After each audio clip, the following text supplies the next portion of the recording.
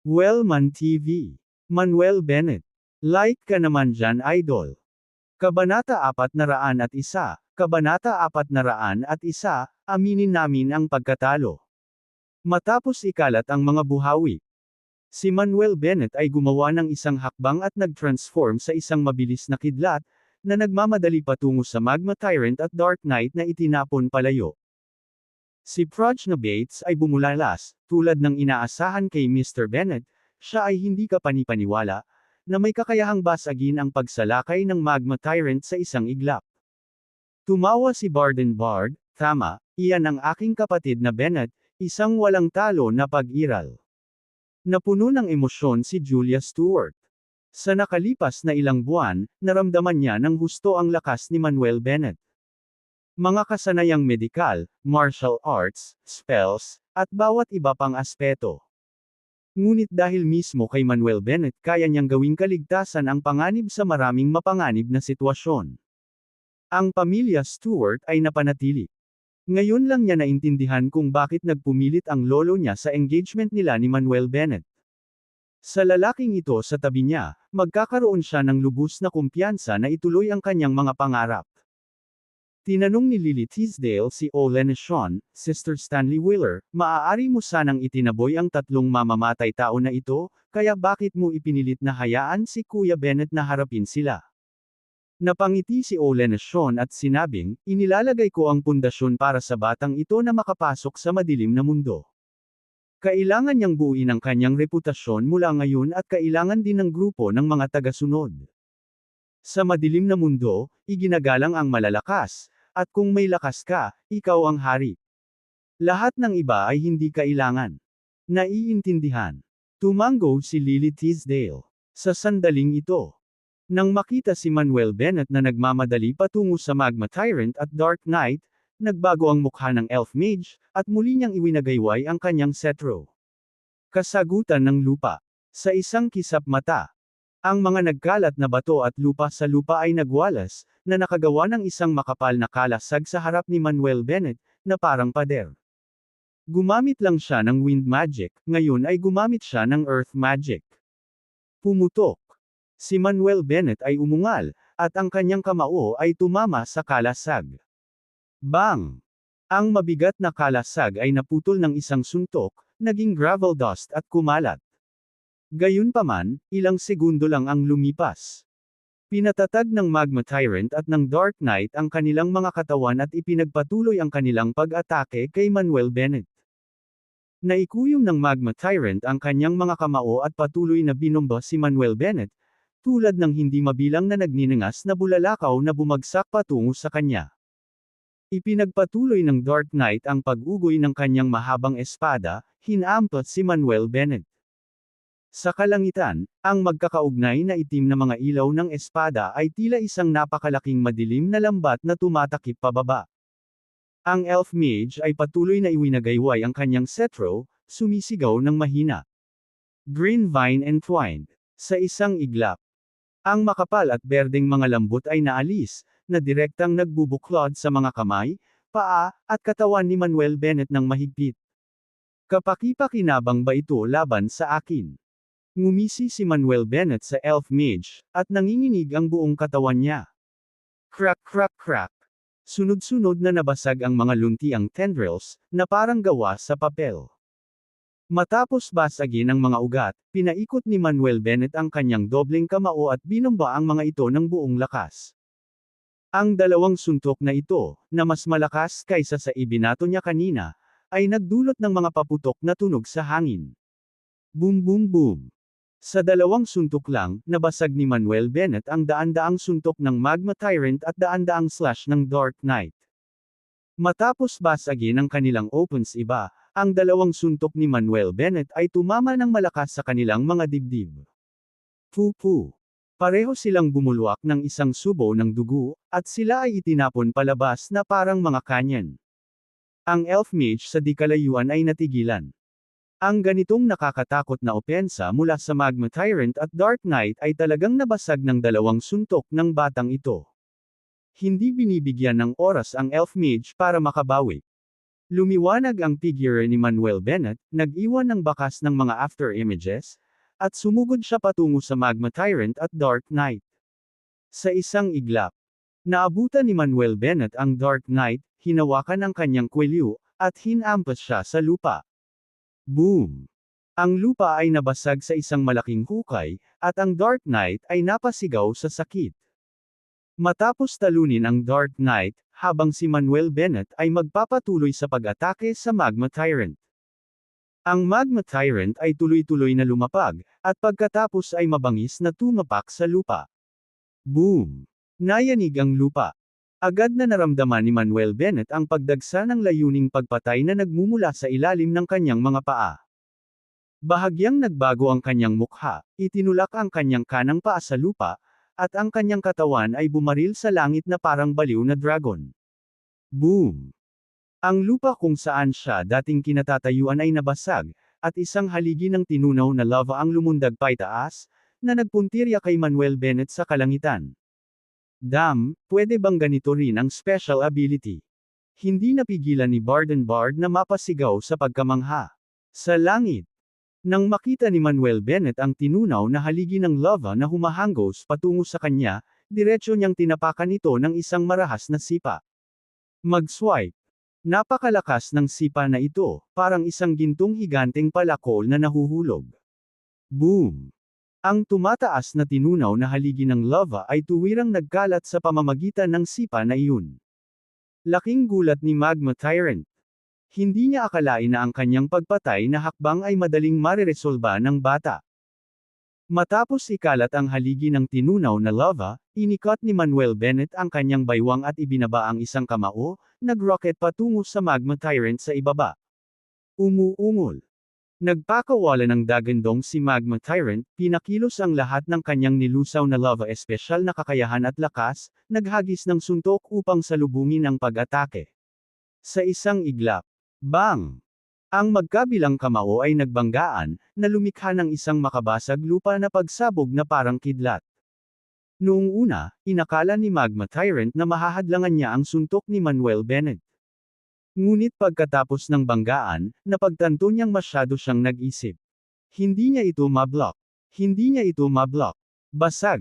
Nagkaroon ng malutong na tunog. Nabugbog ang kanang braso niya. Dumagundong. Ang lupa sa ilalim niya ay patuloy na gumuho, at kalahati ng kanyang katawan ay nabasag sa lupa. Ito ay si Manuel Bennett na nagpapakita ng awa. Kung hindi, sapat na ang suntok na iyon para sumabog ang Magma Tyrant. Matapos itulak ang Magma Tyrant sa lupa. Sa sandaling lumapag si Manuel Bennett, lumipad siya patungo sa Elf Mage. Ang Elf Mage ay labis na natakot kaya ang kanyang mga mag-aaral ay lumiit, na patuloy na winawagayway ang kanyang cetro, na nagsagawa ng 5 magkakaibang mga spell ng sunod-sunod. Storm Shield. Kasagutan ng lupa. Lasang kagubatan. Ice Shield. Wave Water Shield. Sa isang kisap mata. Hangin, lupa, kahoy, yelo, at tubig, 5 mahiwagang enerhiya na napalitan ng 5 makapal na higanteng kalasag, na humaharang sa kanyang harapan.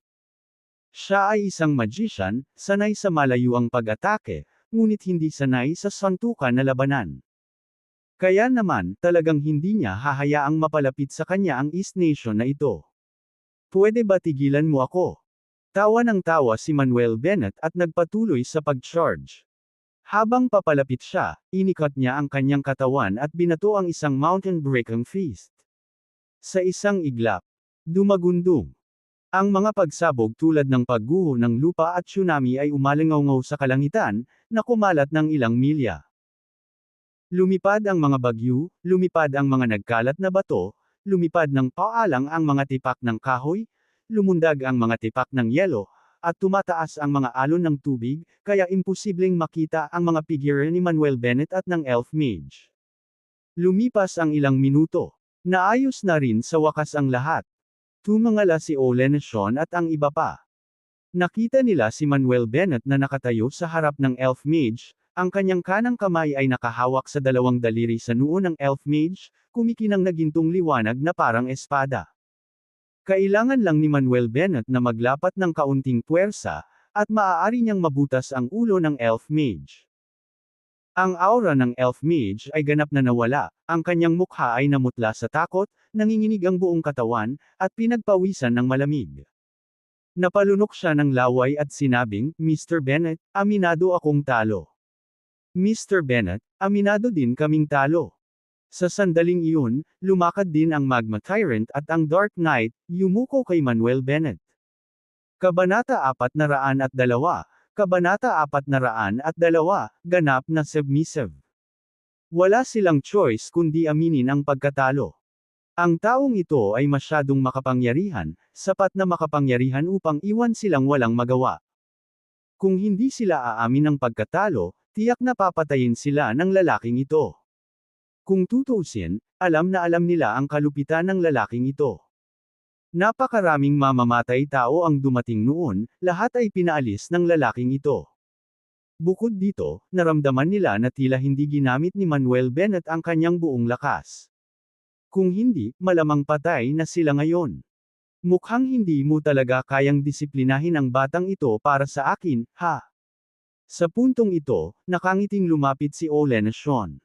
Sinundan din siya nina Julia Stewart, Frogna Bates, Lily Tisdale, at Barden Bard. Ang Magma Tyrant ay yumuko at sinabi, iginagalang na Jade-Faced Killer, ang iyong junior brother ay masyadong malakas. Wala kaming pagkakataon laban sa kanya. Tumango si Olenna Shawn, natural. Not just you guys, even I am no match for him. Ano? Hindi ka rin kalaban ni Mr. Bennett? Oh goodness, gaano kalakas si Mr. Bennett? Ang tatlo ng Magma Tyrant ay natulala, at ang kanilang mga mata ay napuno ng sindik at takot nang tumingin sila kay Manuel Bennett. Sinabi ni Olenna Shawn, bratty na bata, ang tatlong ito ay hindi mabuting tao, ngunit hindi rin sila mga pangunahing kontrabida. Siguro kailangan mo na silang palayain. Sige, makikinig ako sa payo ni Third Senior Sister. Tumango si Manuel Bennett. Salamat, kagalang-galang na killer na mukha ni Jade. Salamat, Mr. Bennett, sa pagligtas sa aming buhay. Paulit-ulit silang pinasalamatan ng trio ng Magma Tyrant. Pagkatapos nun, tumalikod na sila para umalis. Maghintay. Bigla silang tinawag ni Manuel Bennett. Nanginginig ang katawan ng tatlo habang dahan-daang lumingon, puno ng kaba ang mukha habang nakatingin kay Manuel Bennett. Hindi kaya bumabalik ang taong ito sa kanyang salita. Nakangiting sabi ni Manuel Bennett, huwag kang kabahan, I just want to heal your wounds. Dahil doon, inilabas ni Manuel Bennett ang kanyang mga pilak na karayom, pinagaling silang tatlo, at inayos ang putol na braso ng Magma Tyrant. Matapos makumplito ang pagpapagaling, inalis ni Manuel Bennett ang mga pilak na karayom at sinabing, ngayon ay dapat ninyong igalaw ang inyong mga katawan, tingnan kung ayos lang kayo. Ginalaw-galaw ng Magma Tyrant Trio ang kanilang mga katawan, at agad na lumiwanag sa tuwa ang kanilang mga mukha. Galing na ako, na igagalaw ko pa ang kanang kamay ko. Ito ba ang kapangyarihan ng gamot sa East Nation? Iyan ay hindi ka panipaniwala. Salamat, Mr. Bennett. Puno ng pagkamangha ang tatlo at nagpasalamat kay Manuel Bennett. Hinaway-kaway ni Manuel Bennett ang kanyang kamay, makakaalis na kayong lahat. Sinabi ng Magma Tyrant, Mr. Bennett, kung pupunta ka sa Dark World, tiyak na gagawa ka ng pangalan para sa iyong sarili. Parehong tumango ang Dark Knight at ang Elf Mage, ganap na sumang-ayon sa pahayag ng Magma Tyrant. Sinabi ni Manuel Bennett, huwag mag-alala guys, hindi magtatagal bago ako tumuntong sa madilim na mundo. Dahil nangako siya kay Third Senior Sister na maging pinakamagaling sa mundo, tiyak na pupunta siya sa Dark World. Tuwang-tuwang sinabi ng Magma Tyrant, Mr. Bennett, kung papasok ka sa Dark World, siguradong susundan ka namin. Kami rin. Nag-echo ang Dark Knight at ang Elf Mage. At kaya, sila ay ganap na nabihag ni Manuel Bennett at ipinangako ang kanilang katapatan sa kanya. Kung masusundan nila ang gayong makapangyarihang tao sa hinaharap, tiyak na magiging kapana-panabik ang buhay. Tumawa si Manuel Bennett, sige, kapag tumuntong ako sa madilim na mundo, hahanapin niyo ako. Oo. Mariing tumango ang Magma Tyrant Trio. Pagkatapos, nag-chat pa sila ng kaunti kay Manuel Bennett saka umalis. Pumasok na ang grupo sa villa. Para sa natitirang bahagi ng hapon. Si Olen Sean, Julia Stewart, at Prajna Bates ay nakaupo sa sala, kumakain ng merienda, nanunood ng TV, at huni. Pagkatapos ay pinamunuan ni Manuel Bennett sina Lily Tisdale at Barden Bard sa kanilang pagsasanay sa courtyard hanggang sa gabi. Si Julia Stewart ay nagpumilit sa pagluluto, kung saan si Manuel Bennett ay atubiling sumang-ayon at tumulong. Pagkatapos maghanda ng 6 na pinggan at isang sopas, naupo silang lahat para sa isang masarap na hapunan. Pagkatapos kumain, pasado 8:00 na ng gabi. Sabi ni Julia Stewart, Sister Stanley Wheeler, bakit hindi ka manatili sa River City ng ilang araw? Sa mga susunod na araw, sasamahan ka namin ni Manuel Bennett na maglibot sa River City. Nakangiting tumango si Olen Sean, that sounds great. Ate Stanley, tutulungan kitang mag-ayos ng kwarto mo. Nagboluntaryo si Prajna Bates at naghanda upang umakyat sa itaas. Sa sandaling ito lang. May tumawag sa cellphone ni Olen Sean. Inilabas ni Olen Sean ang kanyang telepono at sinagot ang tawag. Pagkatapos ng tawag, naging malungkot ang mukha ni Olen Sean. Third senior sister, anong nangyari? Is something wrong? Nag-aalalang tanong ni Manuel Bennett. Napatingin din si Julia Stewart at ang iba pa kay Olen Sean. Napabuntong hininga si Olen Sean, I just got a call from the organization saying that something happened. I need to go back and deal with it immediately. Nag-aatubili na nagsalita si Manuel Bennett, third senior sister, kakakilala lang natin, at aalis ka na. Ate Stanley, hindi ba pwedeng ibang tao sa organisasyon ang humarap dito? Kailangan mo bang bumalik ng personal? Napapout din si Prajna Bates sa kanyang bibig, namumula ang kanyang mga mata. Si Julia Stewart ay nag-aatubili din. Kahit isang hapon lang silang magkasama, mas lalong lumalim ang kanilang pagsasama. Walang magawang sinabi ni Olen Sean, gusto kong gumugol ng ilang araw kasama kayo. Gayunpaman, wala akong kontrol dito. May ilang mga bagay na kailangan kong personal na harapin. Third senior sister, kailangan mo ba ng tulong ko? Tanong ni Manuel Bennett. Umiling si Olen Sean, no, I can handle it. Sabi ni Julia Stewart, Manuel, tingnan natin si Sister Stanley. Okay. Tumango si Manuel Bennett. Sumunod, inihatid ni Manuel Bennett ang lahat ng direkta sa River City Airport. Pagdating sa airport, pumasok si Manuel at ang kanyang grupo sa terminal ng airport. Niyakap ni Olen Sean sina Julia Stewart at Prajna Bates at sinabing, I really wanted to spend a few more days with you guys. Nakakahiya. Sinabi ni Prajna Bates, huwag kang mag-alala, Sister Stanley, kapag may oras kami, bibisitahin ka namin. Deal, tapos na. Isang magiliw na ngiti ang ibinigay ni Olen Sean, pagkatapos ay bumaling kay Lily Tisdale at Barden Bard, Lily, Baldy, kailangan ninyong dagdagan ang lakas nyo pareho. Sa susunod na magkita tayo, mag-i-inspeksyon ako. Ngumiti si Lily Tisdale at sinabing, huwag kang mag-alala, Sister Stanley, tiyak na mapapabuti natin ang antas ng ating paglilinang at lakas sa lalong madaling panahon. Barden Bard helplessly said, Sister Stanley, could not call me Baldy. Just call me Barden. Mukhang mas mabait kapag tinatawag kita sa ganitong paraan. Kinindatan siya ni Olen Sean, saka bumaling kay Manuel Bennett, kung maglakas loob kang ibuli sina Julia at Prajna, tiyak na papatayin kita kapag nalaman ko. Manuel Bennett retorted, I would feel grateful kung hindi nila ako binubuli.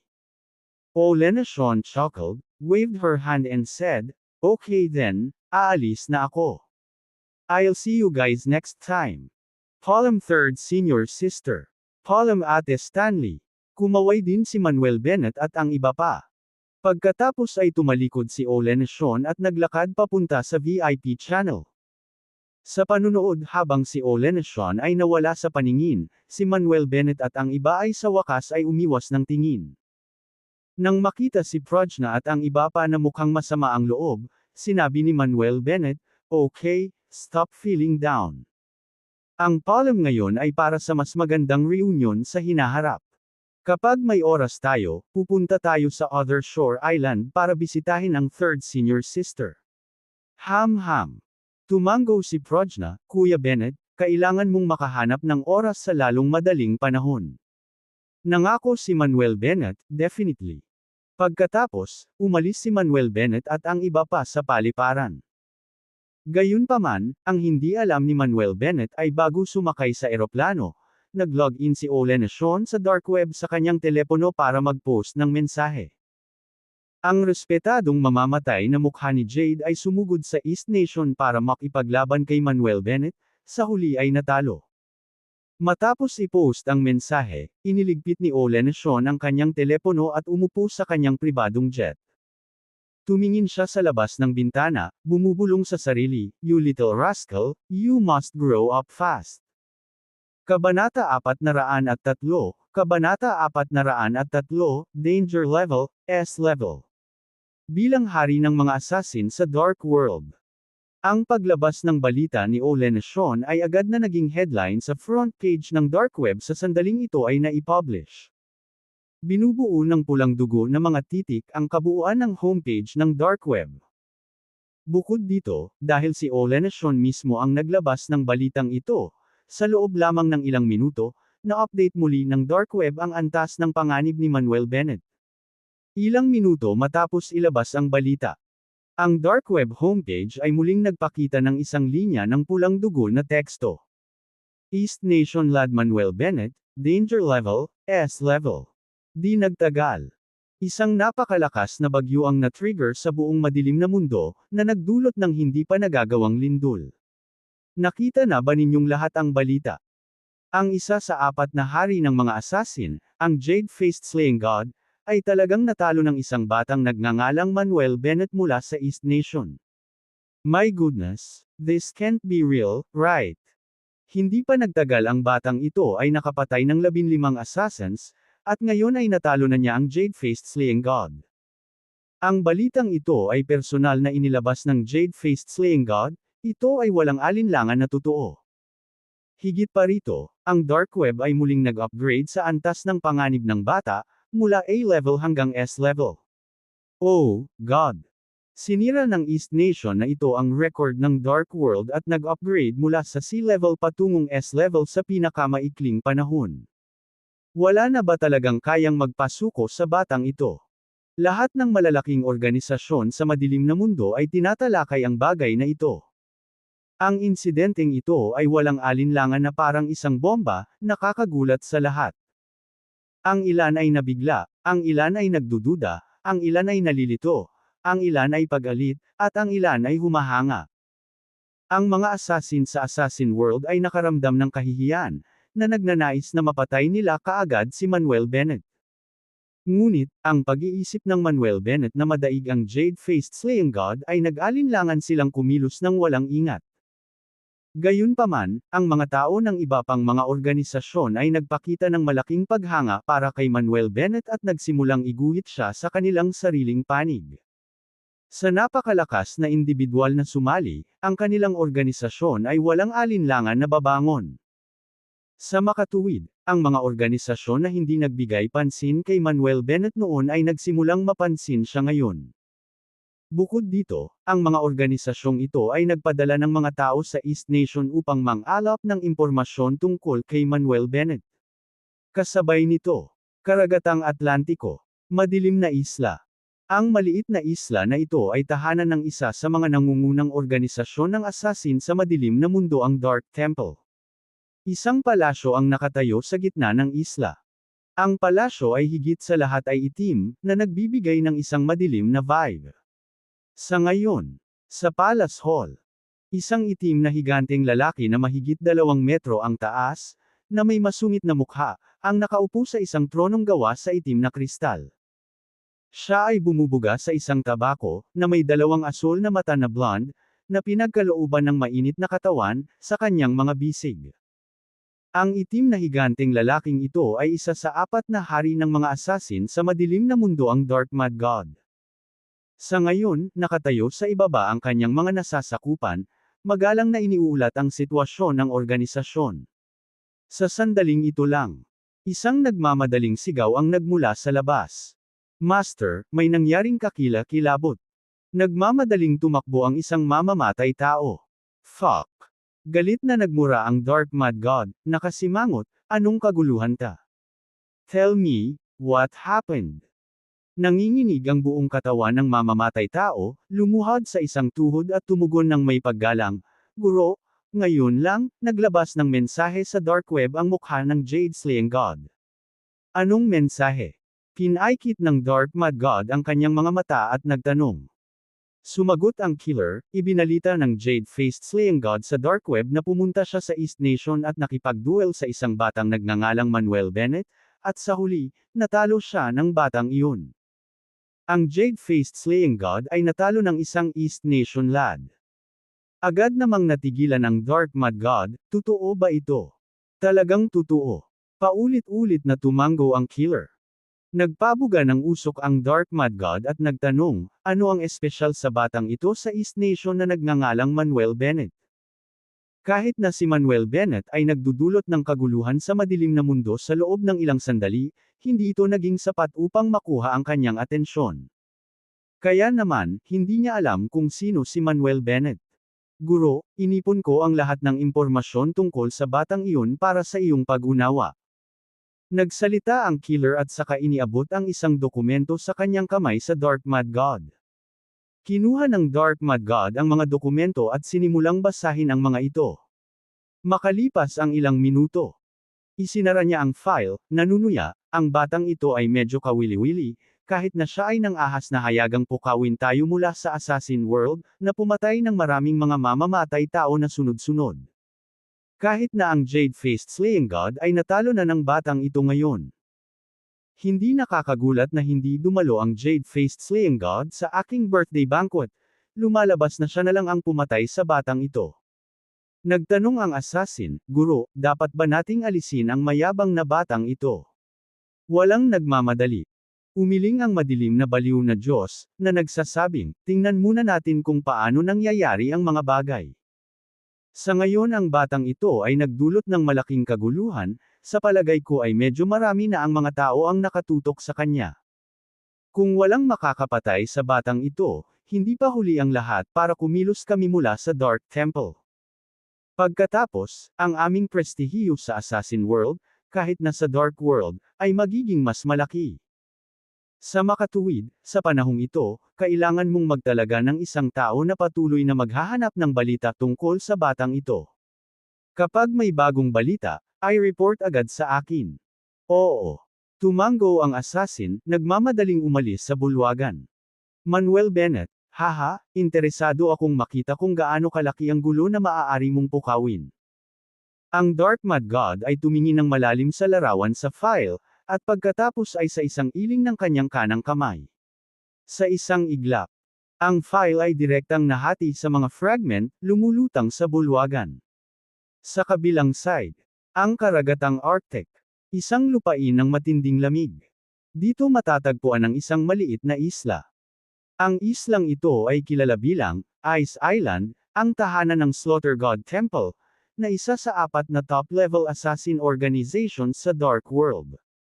Sa ngayon, sa isang maritime region sa tabi ng maliit na isla, isang white giant, halos 3 metro ang taas, na may kahangahangang pangangatawan, mambak ang mga kalamnan, at isang ulo na may kayumangging kulot na buhok, na nakahubad sa ibabaw ng dagat.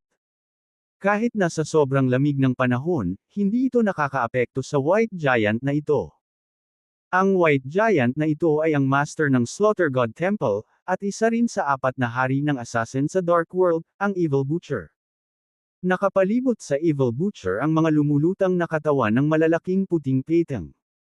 Ang Great White Shark ay isa sa mga pinakamabangis na species ng mga peteng sa mundo. Ngunit ngayon, higit sa 100 ang patay. Kinulayan ng dugo ang maritime region na ito ng pula, na puno ng malakas na amoy ng dugo. Sa sandaling ito, whoosh! Ang mga alon ng dagat ay gumulong sa harap, at may dumating na isa pang higanteng malaking puting peteng na humahanggos patungo sa Evil Butcher. Halika na! Tumawa ang Evil Butcher, at sa isang mabilis na suntok, tinutukan niya ang ulo ng peteng. Habang hinahagis ang suntok, nag-vibrate ang hangin, parang pinupunit. Sa isang iglap. Boom! Ang ulo ng malaking puting petang na ito ay direktang nabasag at namatay sa lugar. Ang Evil Butcher ay naghintay ng ilang sandali, at nang makita niyang wala nang paparating na petang, siya ay tumapak sa ibabaw ng dagat. Boom! Ang mga higanteng alon at patay na malalaking puting petang ay nagsimulang sumambulat sa kalangitan, isang napakagandang tanawin na pagmasdan. Pagkatapos, ang Evil Butcher ay naghagis ng suntok sa gitna ng hangin, na nakatutok sa likod. Agad na sumabog ang mga dambuhalang alon na pumailan lang sa langit. Ang mga katawan ng malalaking puting petang na iyon ay inihagis sa dalampasigan. Mabuti, magaling. Ang guro ay makapangyarihan. Ang lakas ng guro ay lumalakas at lumalakas. Ang mga asasin sa dalampasigan ay masigasig na nagsaya. Pagkatapos, tumalikod ang Evil Butcher, dahan-daang lumapag ng isang paa, at tuloy-tuloy na dumaong sa dalampasigan. Isang asasin ang nagdala ng tuwalya, at ang isa naman ay nagdala ng fur coat. Master, may report. Maya-maya, may sumugod na asasin. Kabanata 404, Kabanata 404, mga paggalaw mula sa lahat ng direksyon. Magsalita ka. Ang Evil Butcher ay nagsalita sa malalim na boses, pagkatapos ay kumuha ng tuwalya at nagsimulang panasan ng tubig sa kanyang katawan. Iniulat ng killer ang balita na ang Jade-Faced Slaying God ay natalo ng batang lalaki mula sa East Nation, si Manuel Bennett. Tahimik na nakinig ang Evil Butcher sa ulat ng kanyang nasasakupan, na may bakas ng sorpresa na kumikislap sa malalim niyang mga mata paminsan-minsan. Sa katunayan, pagkatapos na patayin ni Manuel Bennett ang Hell Messenger at 15 iba pang mga asasin, lihim niyang pinapansin siya. Sa ngayon, ang pag-alam na ang Jade-Faced Slaying God ay natalo din ni Bennett ay lalong nagpapukaw sa kanyang interes. Hanggang sa matapos magulat ang mamamatay tao ay isinuot ng Evil Butcher ang kanyang Amerikana, nagsindi ng tabako, at nag-isip ng malalim. Sinabi ng pumatay, "Guro, ang batang ito ay masyadong mayabang at masyadong mapangahas." Nakapatay na siya ng ilang sunod-sunod na killer sa Assassin World, at natalo ang Jade-Faced Slaying God Master, na walang alinlangan na kahihiyan sa ating mundo ng mga assassin. Ipinapanukala ko, alisin natin ang batang ito. Pumapayag din akong pakse ng batang ito. Dapat nating iparamdam sa kanya na ang ating mundo ng mga assassin ay hindi dapat gawing trifle. Pangalawa, sunod-sunod ding nagsalita ang iba pang mga mamamatay tao sa kwarto. Tumawa ang Evil Butcher at nagtanong, "Bakit gusto ninyong lahat na paalisan ang batang ito?" "Master, anong ibig mong sabihin?" Magalang na tanong ng isang killer. Sinabi ng Evil Butcher, dahil ang batang ito ay kayang pumatay ng napakaraming sunod-sunod na mamamatay, at matalo pa ang Jade-Faced Slaying God. At sa napakaikling panahon, napunta siya mula sa sea level na walang panganib tungo sa isang S-level na may matinding panganib. Ito ang nagpapatunay sa kanyang lakas. Sa palagay ko, sa halip na patayin siya, bakit hindi subukang manalo sa kanya? Gusto mo siyang manalo? Hindi makapaniwalang tanong ng isang killer. Oo. Tumango ang Evil Butcher at sinabing, hanggat kaya natin siyang mapagtagumpayan, ang ating Slaughter God Temple ay muling makakamit ng isang lukso, hihigitan si Violet, Dark Temple, at kahit na makakahabol pa sa pinakamalakas na Death Temple. Kaya, sa mga rangkang ng 4 na top-level assassin organizations mula sa mataas hanggang sa mababa, sila ay ang Death Temple, Dark Temple, Violet, at Slaughter God Temple. Kung kaya nating mapagtagumpayan ang batang ito, iyon ang pinakamahusay. Pero kung hindi natin kaya, ano ang dapat nating gawin? May nagtanong. Ang Evil Butcher ay nag-isip sandali at sinabi, hanggat handa siyang sumali sa ating Slaughter God Temple, handa akong hayaan siyang maging Vice Hall Master natin. Siyempre, kung hindi pa rin siya pumayag, we will have no choice but to eliminate him. Sige, kumukuha kayong lahat ng ilang impormasyon tungkol sa batang ito sa ngayon. Kung may pagkakataon, yayain mo siyang pumunta sa aming lugar bilang bisita. Oo, guru. Tumango ang lahat at tumugon. Samantala, isla ng Divine Emperor. Sa loob ng conference room ng Holy Palace of the Divine Court. Ang 10 dakilang hari ng Diyos ay nagdaraos ng isang pagpupulong. Sa sandaling ito, ang projection sa dingding ay ang homepage ng dark web. Dalawang hilera ng pulang dugo na mga character ang nakakagulat na matapang. Ang isa ay isang mensahe na ipinost ni Ole Nation. Ang pangalawa ay isang mensahe na inilathala ng dark web. Ang 10 dakilang hari ng Diyos ay tahimik na nakatitig sa projection, hindi nakaimik sa mahabang panahon. Matapos ang ilang sandali ng katahimikan, biglang natuwa ang conference room. Hahaha, hindi masama ang batang ito. Talagang tinalo niya ang Jade-Faced Slaying God, interesting talaga. Hindi pa nagtagal mula nang tumaas ang kanyang danger level mula C level hanggang S level, malaki ang potensyal niya. Sa kasalukuyang lakas ng batang ito, maaari pa nga siyang magkaroon ng foothold sa dark world. Ang batang ito ay may ilang mga kakayahan, ngunit natatakot ako na hindi ito sapat kung gusto niyang magmana ng Divine Emperor position at kontrolin ang ating Divine Court. Ang mga hari ng Diyos ay lahat ng tinatalakay. Ang ilan ay optimistiko tungkol kay Manuel Bennett, ngunit ang ilan ay hindi. Tahimik. Sa sandaling ito, nagsalita sa malalim na boses ang puting lalaking nakaupo sa yulunan ng mesa. Sa ilang sandali, ang ibang mga hari ng Diyos ay tumahimik at tumingin sa puting lalaki. Sinulyapan ng puting lalaki ang iba pang 9 na hari ng Diyos at walang pakialam na nagtanong, sa tingin mo ba ay oras na para imbitahan ang batang ito na humalili sa Divine Emperor position? Hindi ako sumasang-ayon.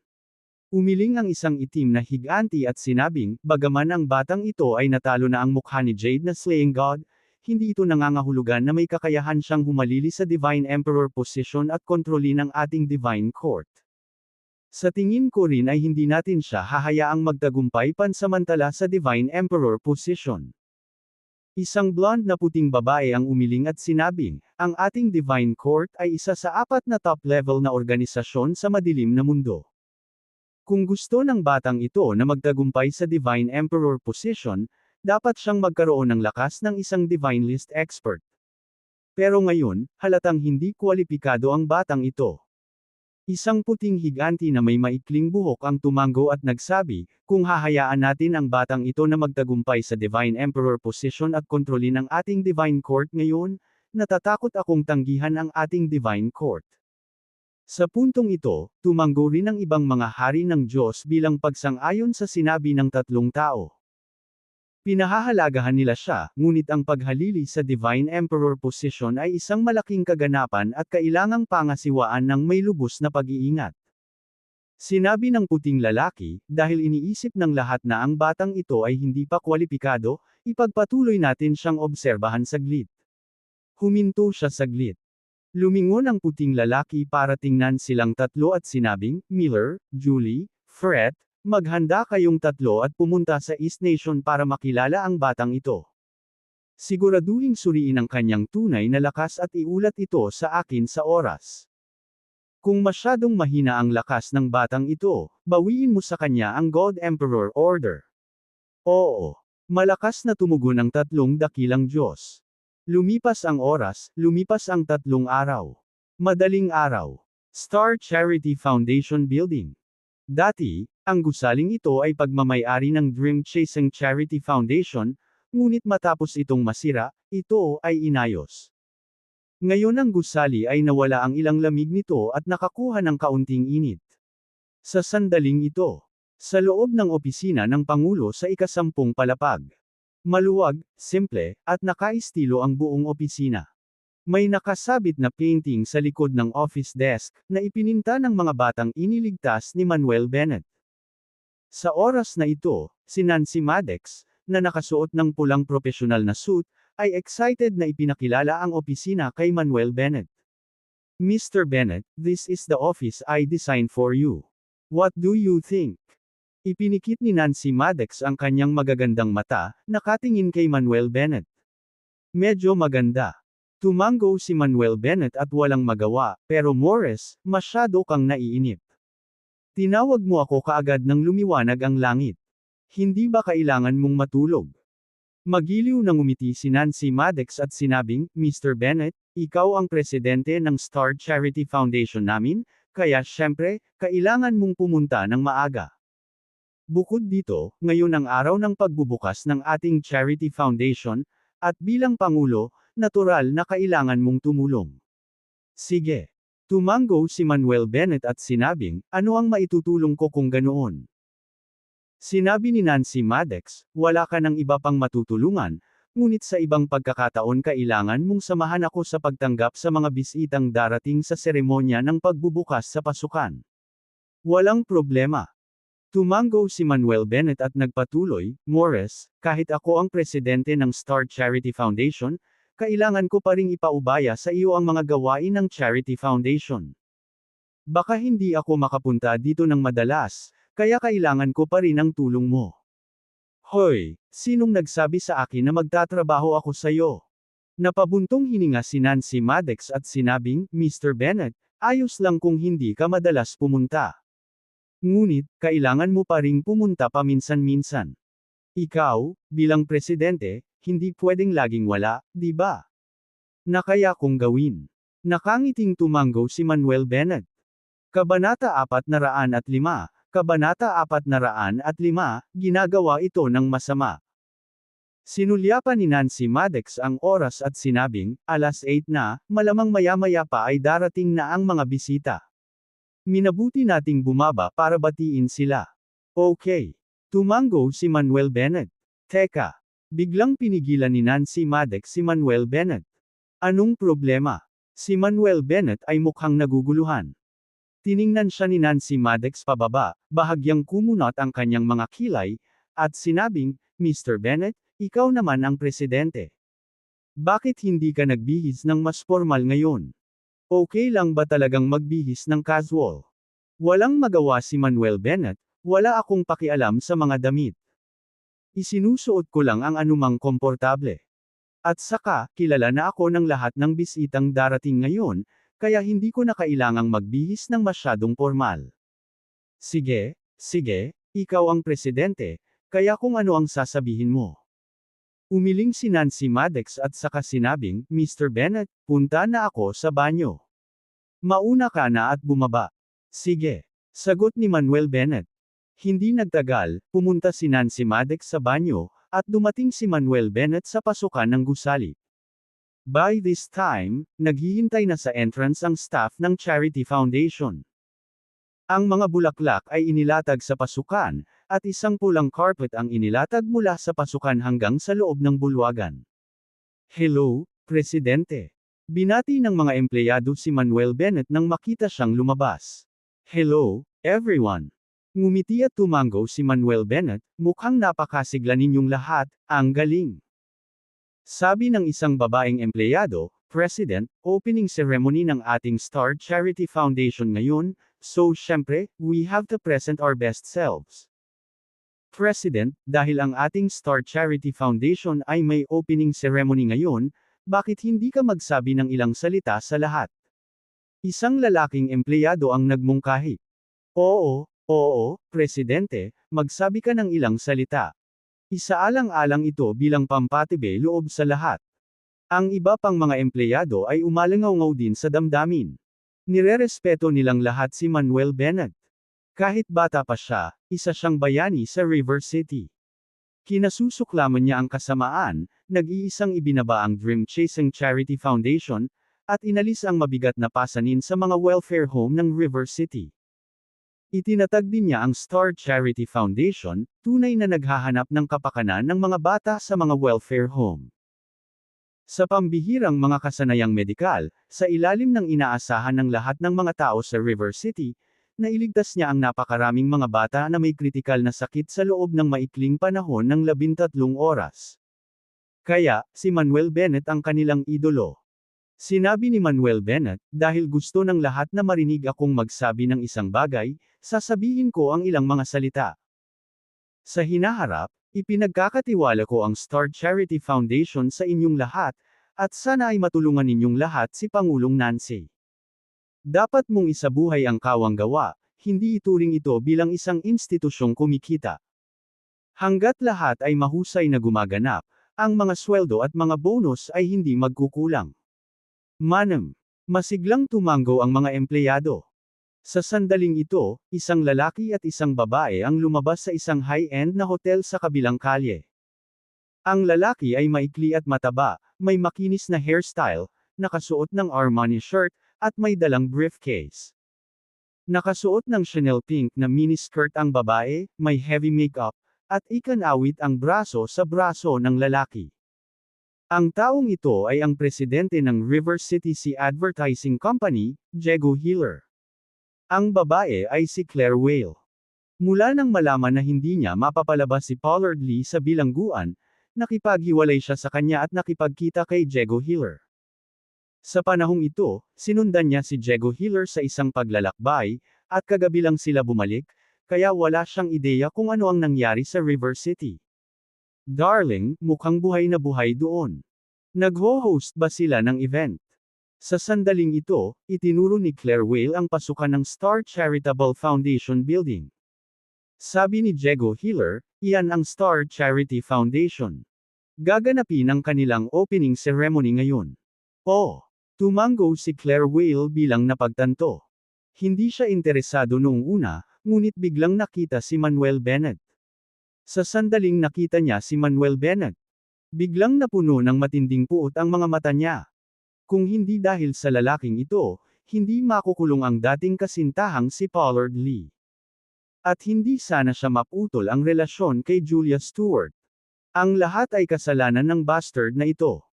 Sa pag-iisip na iyon, nagngangalit si Claire Whale at sinabing, "Honey, parang nakakita lang ako ng kaaway." Kaaway. Mukhang naguguluhan si Diego Hiller, anong kaaway? Sabi ni Claire Whale sa nagngangalit na mga ngipin, "Honey, hayaan mo akong sabihin sa iyo ng dahan-dahan." Pagkatapos, may ikling ipinaliwanag ni Claire Whale ang mga nakaraang insidente kay Diego Hiller. Siyempre, sinisisi niya ang lahat kay Manuel Bennett, na sinasabing wala siyang ginawang mali. Matapos marinig ang mga salita ni Claire Whale, nagalit si Diego Hiller, "Selena, may nang-ahas talagang mangbuli sa iyo? Ako, si Diego Hiller, ay tiyak na hindi sila bibitawan. Tara na, tutulungan kitang turuan ng leksyon ang lalaking iyon." Bakas sa mukha ni Claire Whale ang emosyon, namumula ang mga mata, "Salamat, mahal." Pinulupot ni Diego Hiller ang kanyang braso sa baywang ni Claire Whale at nangingibabaw na sinabi, "Ikaw ang aking babae, hindi ako papayag na may mang-aapi sa iyo." With that, humakbang ang dalawa patungo sa Star Charity Foundation Building. Sa oras na ito, sa pasukan ng gusali, si Manuel Bennett ay nakikipag-chat sa mga empleyado, nagtatawanan at nag-uusap. "Oh, hindi ba ito si Manuel Bennett? Hindi ba ikaw ang manugang ng pamilya Stewart? Paano nahuhulog ka na ngayon, nagtatrabaho bilang isang pagbati? Hindi ka na ba gusto ng pamilya Stewart?" Sa sandaling ito, isang sarkastikong boses ang dumating. Lumingon si Manuel at nakita niya ang isang lalaki at isang babae na papalapit. Hindi niya kilala ang lalaki, ngunit nakilala niya ang babae sa isang sulyap. Claire Whale. Kumunot ang noo ni Manuel. Ang babaeng ito ay walang kabuluhan, makasarili, at may pakana. Noon, maling inakusahan siya ng pag-atake sa kanya, na halos magdulot ng lamat sa pagitan nila ni Julia Stewart. Kaya naman, sa tuwing nakikita niya ang babaeng ito, hindi siya komportable. Ngumisi si Claire Whale, "Hindi mo inaasahan na makikilala mo pa rin ako." Matigas ang mukha ni Manuel habang nagtatanong, "Anong gusto mo?" Panunuya ni Claire Whale, "Ngayon lang, nakita kong masigla dito, kaya naisipan kong pumunta at tingnan. Sinong mag-aakalang makikita kita? I'm not trying to mock you, but you used to be the son-in-law of the Stewart family. Kahit na pinalayas ka nila at nakipaghiwalay kay Julia, hindi mo naman kailangang yumuko ng sobra, di ba? Hindi mo ba sinasabi na mayroon kang mga medikal na kasanayan? Hindi ba baba sa maaari kang maging isang doktor sa isang maliit na klinika, tama? O di ba, parang hindi ka pa nag-aral sa medical university, wala kang ang medical license, di ba?" Dahil dito, ipinagpalagay niya na ang insidente noong huling pagkakataon ay maaaring nagdulot ng lamat sa pagitan ni Manuel at Julia, at si Manuel ay pinalaya sa pamilya Stewart. Tungkol naman sa mga koneksyon ni Manuel, sigurado siyang wala na rin ang mga ito. Kung wala ang suporta ng pamilyang Stewart, sino ang magnanais na makasama ang taong ito? Tinitigan ni Manuel si Claire Whale na para bang nakatingin sa isang tanga. Sino ba nagsabing pinalayas ako ng pamilya Stewart? Sinong nagsabing nakipaghiwalay ako kay Julia? Ipinatong ni Claire Whale ang kanyang mga kamay sa kanyang balakang at sinabing, kung hindi ka pinaalis ng pamilya Stewart, bakit ka naririto bilang isang pagbati? Nagsalita ang isang inis na empleyadong babae sa malapit, "Excuse me, miss, what are you talking about? This is our." Bago niya matapos ang kanyang pangungusap, umiling si Manuel sa kanya. Tinakpan ng babaeng empleyado ang kanyang bibig, ngunit ang kanyang tingin kay Claire Whale ay puno ng puot. Ngumisi si Claire Whale, ang mga taong tulad mo mula sa ilalim ng lipunan ay hindi malalaman kung gaano karangyan at kahangahangang buhay para sa mayayaman. Nang marinig ang mga salita ni Claire Whale, kakaiba ang mga ekspresyon ng mga empleyado. May problema ba sa utak ang babaeng ito? Paano niya matatawag na bottom of society person ang kanilang presidente? Sinong bottom of society na tao ang maaaring biglang mumuhunan ng ilang bilyon para magsimula ng charity foundation, para lang sa charity at hindi para kumita? Kabanata 406, Kabanata 406, maaari ba tayong tumigil sa pag-arte?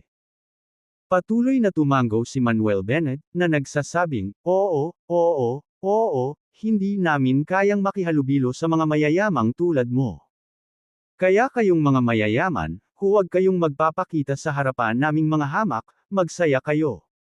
Hindi namin inaabala ang isa't isa, at ang hindi namin nakikita ay hindi masakit. Lalong tumawa si Selena, nataman ba ako at nasaktan ang pride mo? Anak, kakabukas pa lang ng charity foundation mo, kailangan mo ng urgent ng donations, di ba? Sa puntong ito, si Diego Hiller sa gilid ay nagsindi ng sigarilyo at mayabang na sinabi. Tumango si Manuel Bennett, kailangan nga namin ng donasyon, pero ano ang kinalaman niyan sa iyo? Napabuga ng usok si Diego Hiller at nakangiting sinabi, anak, pumunta kami dito para mag-abuloy. Pero, may kondisyon ako. Kondisyon. Mukhang naguguluhan si Manuel. Tama, may kondisyon ako para mag-donate.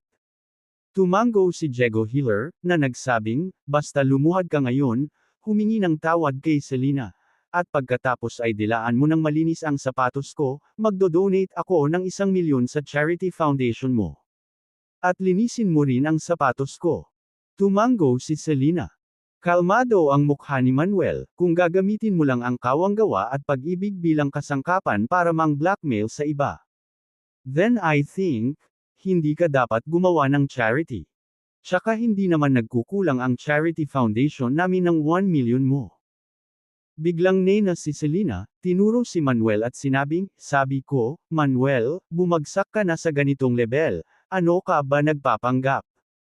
As long as my sweetheart can donate 1,000,000, may bonus ka na di ba?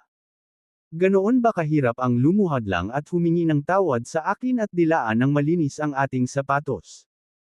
Magkano ang tunay na halaga ng dignidad at mukha kung maaari kang kumita ng pera? Galit na galit siya kay Manuel at gusto niyang makita itong lumuhad sa harapan niya at humingi ng tawad. Nanlamig ang mga mata ni Manuel, paano kung bigyan kita ng 1,000,000 at lumuhad ka para yumuko at humingi ng tawad sa akin, at pagkatapos ay dilaan mo ang aking sapatos ng malinis? Biglang nagalit si Diego Hiller, anak, manugang ka lang na pinalayas, ngayon konting bati ka na. Hayaan mo na ang 1,000,000, maaari ka bang makakuha ng 10,000 yuan? Ngumisi si Selena, nagpapanggap ka lang na mahirap, at nararapat kang iwanan ng Stewart family. Kung wala ang Stewart family, ano ang halaga mo? Naiinip si Diego Hiller, ikanaway ang kanyang kamay, sige, bilasan mo at lumuhad ka at humingi ng tawad kay Selena, dilaan mo ng malinis ang sapatos natin, at agad akong mag-donate ng 1,000,000. Mahinahong tanong ni Manuel, paano kung hindi? Malamig na sinabi ni Diego Hiller, kung hindi mo gagawin iyon, sisirain ko ang ating Truthsy Advertising Company sa iyong Star Charity Foundation. Sa oras na iyon, gusto kong makita kung sino ang maglakas loob na mag-donate sa iyo. Truthsy Advertising Company, ha? Tumawa si Manuel, malamig na tumawa, tatandaan ko yan. Naaalala mo iyon. Ngumuso si Selena, ano ang magagawa mo sa pag-alala? Makakaganti ka ba sa amin? Isang munting tagabati lang na tulad mo, gaano kalaki ang bagyong may dudulot mo? Magsasalita pa sana si Manuel. Isang sigaw ang dumating. Master, nandito na ako. Lumingon si Manuel at nakita si Joan Holman na nakasakay sa isang maliit na electric scooter patungo sa kanila. Matapos ay parada ang scooter sa gilid ng kalsada, tumakbo si Joan Holman na may malaking ngiti sa kanyang mukha. Master, ako ba ang unang dumating? Elder Holman, bakit ka sumakay sa isang maliit na electric scooter? Tanong ni Manuel na may pagtataka sa mukha. Walang magawang sagot ni Joan Holman, Guro, napakasikip ng trapiko kaninang umaga, kailangan kong sumakay sa maliit na electric scooter na ito para mabilis na makarating dito. Habang nagsasalita, direktang naglabas ng tseke si Joan Holman at nakangiting sinabi, Master, congratulations sa pagbubukas ng Star Charity Foundation. I'll donate 10 million. Maliit na token lang, sana tanggapin mo. Matanda, medyo mapagbigay ka, di ba? Nag-donate ng 10 milyon, kaya mo pa ba ang ganyang kalaking pera?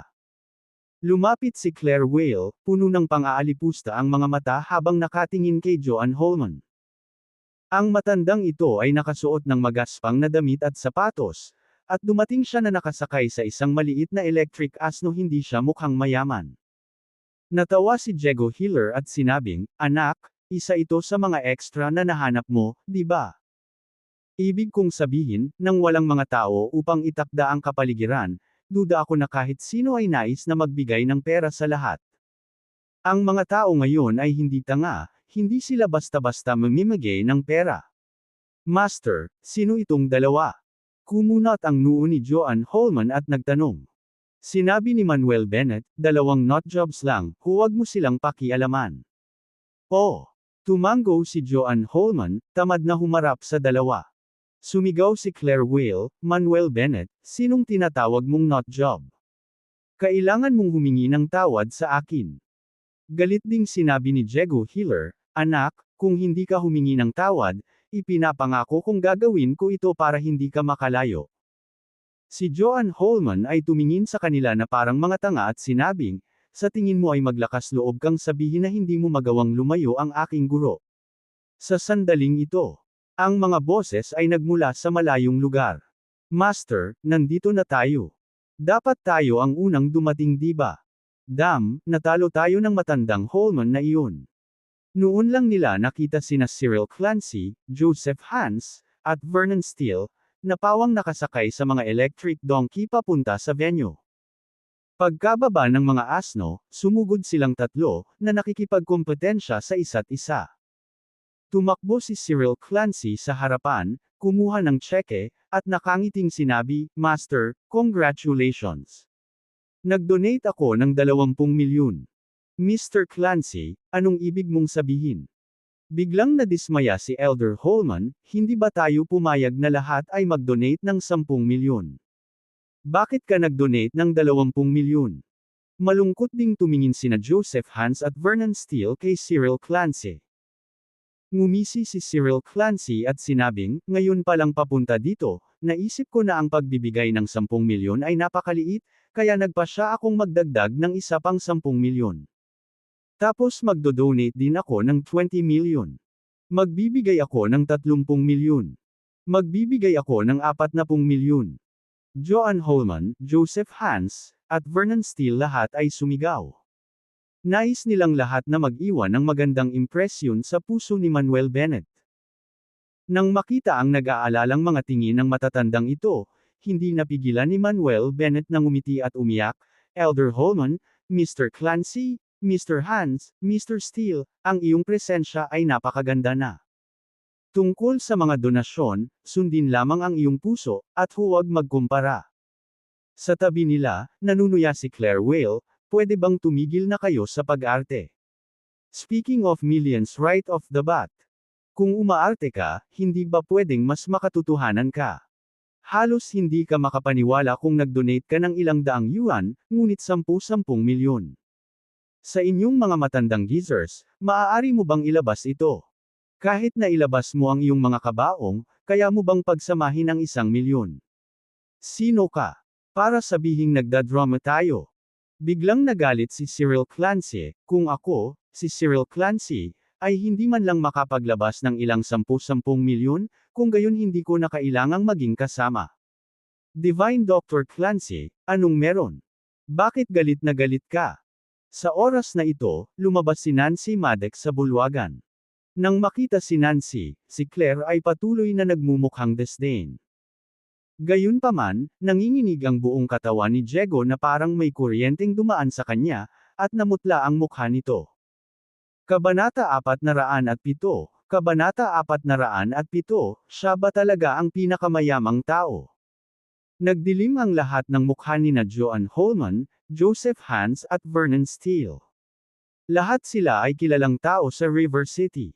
Ngunit ngayon sila ay inakusahan ng paglalagay ng isang palabas, na labis na ikinagalit nila. Itinuro ni Cyril Clancy si Claire Whale at galit na sinabi, Miss Maddox, ang babaeng ito ay parang may problema, na sinasabi na si Mr. Clancy at iba pa ay naglalagay ng isang palabas at hindi maaaring magbigay ng 10 milyon. Malamig na tinitigan ni Nancy Maddox si Claire Whale at sinabi sa malalim na boses, Miss, ako ang vice-presidente ng Star Charity Foundation. Sa anong batayan mo sinasabing ang 4 na matandang ginoo na ito ay naglalagay sa isang palabas? Alam mo ba kung sino itong 4 na matandang ginoo? Mayabang na sagot ni Claire Whale, sino sila, pakinggan natin. Si Diego Healer sa gilid ay nagngangalit ang kanyang mga ngipin at sinabing, stop talking. Claire Whale said, bakit hindi ako makapagsalita? Nagpapalabas lang sila. Ikaw. Nawala nang masabi si Diego Healer. Malakas na nagsalita si Nancy Maddox, kung gayon, makinig kang mabuti, ang 4 na ito ay ang 4 na dakilang Divine Doctors ng River City. Divine Needle King, Joan Holman, Harry ng Daang Herbs, Cyril Clancy, Bone Setting King, Joseph Hans, Harry ng Mahiwagang Medisina, Vernon Steele. Ang mga medikal na bulwagan ng 4 na Divine Doctor na ito ay kumakalat sa buong River City at maging sa South City Province. Sa tingin mo ba hindi pa nila kayang bayaran ang 10 milyon? Ano? Natigilan si Claire Whale, tila hindi inaasahan na ang 4 na matandang ito ay may ganoong kalaking background. Gayunpaman, mabilis siyang kumalma at nginisyan, so ano? Naniniwala ka ba na kaya kung hayaan ang boyfriend ko na sirain ang charity foundation mo, para walang maglakas loob na mag-donate ulit sa charity foundation mo? Mr. Healer, gusto mo bang sirain ang charity foundation natin? Malamig na tiningnan ni Nancy Maddox si Diego Healer. Si Diego Healer, na natatakot at nanginginig, ay nagpakawala ng malamig na pawis at tuyong tumawa, Presidente Maddox, hindi ko sinabi iyon, kahit napahiram mo ako ng 100 lakas ng loob, hindi ako mangangahas. Hindi natuwa si Claire Whale, honey, hindi mo man lang sinabi na gusto mong sirain itong charity foundation, bakit ngayon nagbago ang isip mo? Si Diego Healer ay agad na nagalit, are you fucking brain dead? Ito ang batang may bahay ng pamilyang Maddox, isa sa mga nangungunang pamilya sa River City, at ang presidente ng Star City Entertainment. Kung hindi dahil sa suporta ni President Maddox sa aming kumpanya nitong mga taon, matagal na akong wala sa negosyo. Natigilan si Claire Whale. Hindi niya alam na ganoon pala kalaki ang background ng babaeng nasa harapan niya. Mabilis na yumuko si Diego Healer at tumango kay Nancy Maddox, President Maddox, bulag ako at hindi ko alam na ang iilan na ito ay ang 4 na mahusay na Divine Doctors ng River City, humihingi ako ng paumanhin. Sana ay maging mapagbigay ka at patawarin mo kami sa pagkakataong ito. Isang empleyado ang lumabas at nagsabi, President Maddox, hindi mo mapapatawad ang dalawang ito. Binubuli ng dalawang ito si President Bennett at pinaluhod siya para humingi ng tawad sa kanila at linisin ang kanilang sapatos. Lumingon si Nancy Maddox kay Diego Healer at Claire Whale, nanlamig ang kanyang mga mata, naglakas loob ka na magpaluhod kay Mr. Bennett para humingi ng tawad sa iyo at linisin ang iyong sapatos. Si Diego Hiller ay nanginginig at umiling ng paulit-ulit, "Ako, nagbibiro lang ako, hindi ito sinadya upang seryosohin." Malamig na sinabi ni Nancy Maddox, "Mr. Hiller, simula ngayon, wawakasan ng Star City Entertainment ang partnership nito sa iyong kumpanya. Gayon din, aabisuhan ng Star City Entertainment ang ibang mga kumpanya na wakasan ang kanilang pakikipagtulungan sa Xinhai Advertising." Agad namang nabigla si Diego Hiller, na nagmamakaawa sa nakakaiyak na boses, "Huwag mong gawin ito, Pangulong Maddox. Nagkamali ako, hindi ko dapat sinabi ang mga bagay na iyon. Patawarin mo sana ako minsan." Ang nag-iisang sentensya ni Nancy Maddox ay isang sentensya ng kamatayan para sa kanyang kumpanya. Si Claire Whale ay nakatitig ng husto kay Manuel Bennett, na nagsasabing, "Manuel Bennett, talagang gustong-gusto mong maging maingat na tao. Matapos mong iwanan ng pamilya Stewart, umaasa ka na ngayon kay Miss Maddox mula sa pamilyang Maddox, hindi ba? Hinahayaan mo talaga ang isang babae na tumayo para sa iyo, hindi ka ba nahihiya? Miss, magpakita ka ng respeto sa ating Pangulo."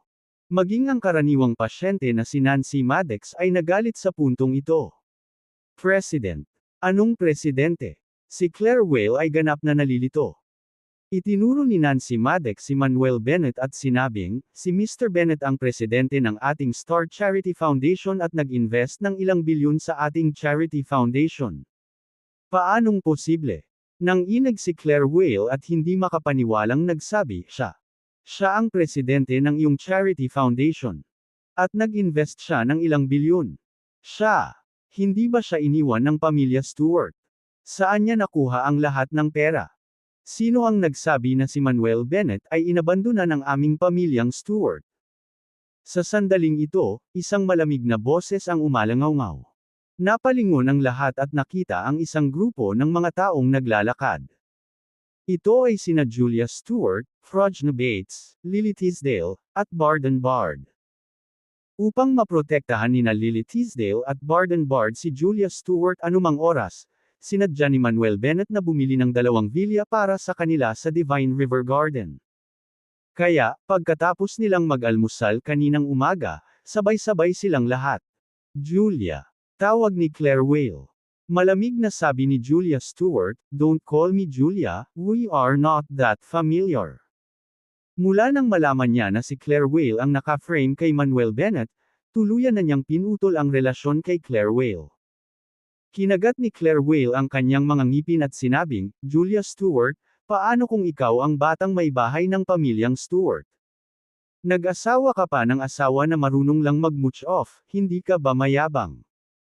I presume, itong freeloading na lalaking ito ay naging presidente lang ng charity foundation na ito dahil nag-invest ka ng pera sa kanya, di ba?" Malungkot na tumingin si Julia Stewart kay Claire Whale at sinabing, "Totoo na si Manuel Bennett ang manugang ng aming pamilyang Stewart. Ngunit hindi siya umaasa sa aming pamilyang Stewart, sa halip, siya ang naging pinakamayaman sa River City, pinakamayaman sa South City Province, na may mga ari-arian na mahigit sa 200 bilyon sa pamamagitan ng kanyang sariling kakayahan. Ngayon, ang aming pamilyang Stewart ay kailangan ding umasa sa kanyang tulong. Kailangan ding umasa ang pamilya nating Maddox sa tulong ni Mr. Bennett." Idinagdag din ni Nancy Maddox. "River City's richest. South City Province's richest. Assets of 200 billion. Imposible. This is absolutely impossible." Patuloy na umiling si Claire Whale, hindi siya makapaniwala, "How could a mooching son-in-law, a small-time doctor be so powerful? All of you are just helping him lie, di ba?" Natigilan din si Diego Hiller sa tabi niya. Hindi siya naniniwala na ang isang manugang na lalaki ay maaaring maging pinakamayaman sa River City, pinakamayaman sa South City Province. Nagsisinungaling. Napabuntong hininga si Julia Stewart, "Kailangan ba naming magsinungaling sa iyo? Kailangan ba naming magsinungaling sa mga taong katulad mo?" Nang matapos siyang magsalita, ilang boses na walang pakialam ang narinig. "Mr. Bennett, we're late. Wishing the opening of the Star Charity Foundation great luck, I'll donate 50 million. Magbibigay din ako ng 50 milyon. Magbibigay ako ng 40 milyon. Tanging nakita ko, si Sheridan Jules, Kurt Tolkien, John Franklin, Geraldine Zack at ang mga tagapangulo ng 32 Business Association ay naglakad na may ngiti sa kanilang mga mukha. Mr. Jules, Lord Tolkien, Lord Franklin, Miss Zack. Nang makita si Sheridan Jules at iba pa na paparating, si Diego Hiller ay nagulat, at ang kanyang mukha ay pumuti. Bakit lahat ng malalaking figure na ito sa River City ay magkasamang lumabas ngayon? Bago pa makabawi si Diego Hiller sa kanyang pagkabigla, dumating pa ang mga convoy ng mga sasakyan. Bumukas ang mga pinto ng sasakyan. Dumating sina David Herdman, Jerry Chaplin, Ralph Jordan, at Brandon Skinner, kasama ang 19 na martial arts hall masters.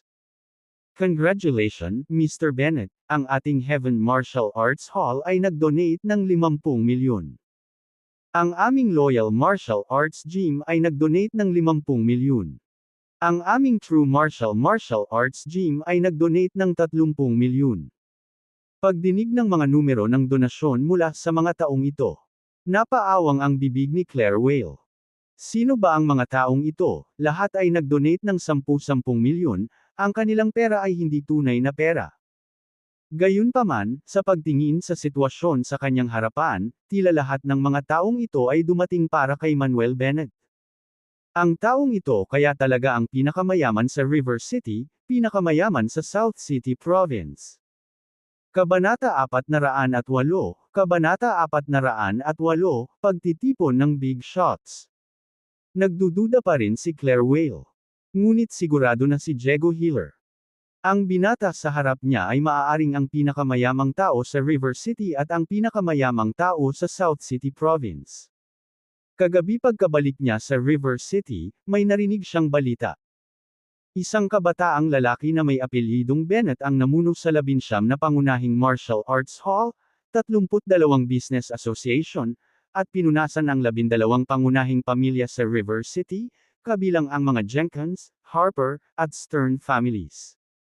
Ang binata na nagngangalang Bennett ay dapat ang lalaking nasa harapan niya ngayon.